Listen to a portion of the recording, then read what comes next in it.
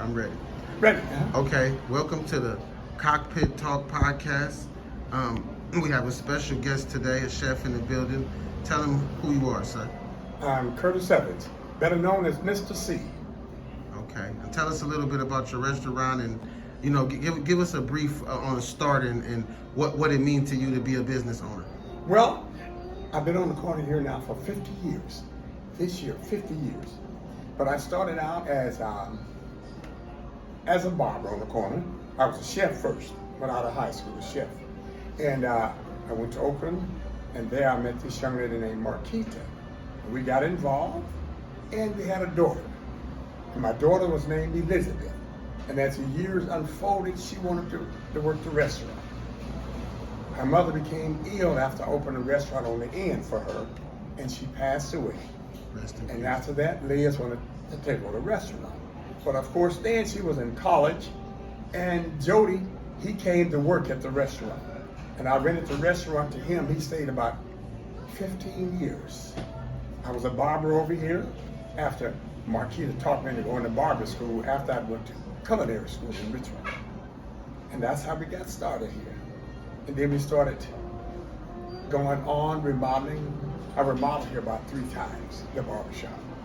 And on the corner there, after the health department closed Jody down, we had to rebuild. That took 4 years and a half to get the plans drawn, and we started building. We had to dig up the floor, cut out the sheetrock, cut out walls, and extend it into the restaurant here like it is. And so now we're here, now we're open, and we got started going good about 2 years ago, and here comes COVID again. We had to shut down. We got open again. We had to shut down again. By now, the city coming digging up the concrete. We had to shut down for that. And that brings us to this year now. In the city, as you can see, they are still working on the corner. They are not replacing the street lights. And that's hit us below the belt. That brought on a hardship, man. But we'll make it through. Okay. Yeah.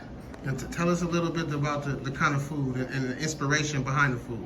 The inspiration behind the food is, with me being born in the South, I started cooking very early in life, being trained by my mother and my grandmother. And today I have a little box with a lot of different notes in it. And after I married Marquita, we made more notes. And we experiment with and making different dishes. And there's 3 dishes that I got going, and it's very famous now. It's that seasoned seafood jambalaya. And another one is creamy mac and cheese. We hope to have that in the store sometime this coming year. And another one is our farm-raised catfish. And then those 3 items, man, people order back to back daily.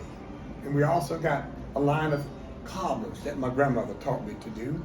We got Flora's mouth-watering peach cobbler, and we also have blackberry cherry cobbler, and we also have peach and pineapple cobbler.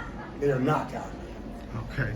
And our latest thing on the menu is we're starting breakfast in the mornings. We're going to try to wait till our 1st of May. We're going to start it off 10 a.m. to 7. We'll be open a couple hours later.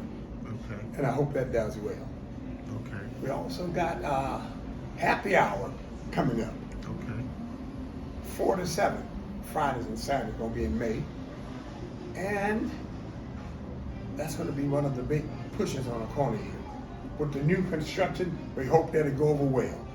Okay. And I'm here just backing my daughter and pushing her along. Okay. All right? Yeah. I don't want to hold you too long, but the last thing I wanted to ask you, give the youth a little bit of financial advice about, how the experience of gambling on yourself. Because obviously you're an entrepreneur, and out here, it's most people, just get a job and get a 9 to 5. Give them the experience of the ups and downs of the, just gambling on yourself and just being an entrepreneur out here.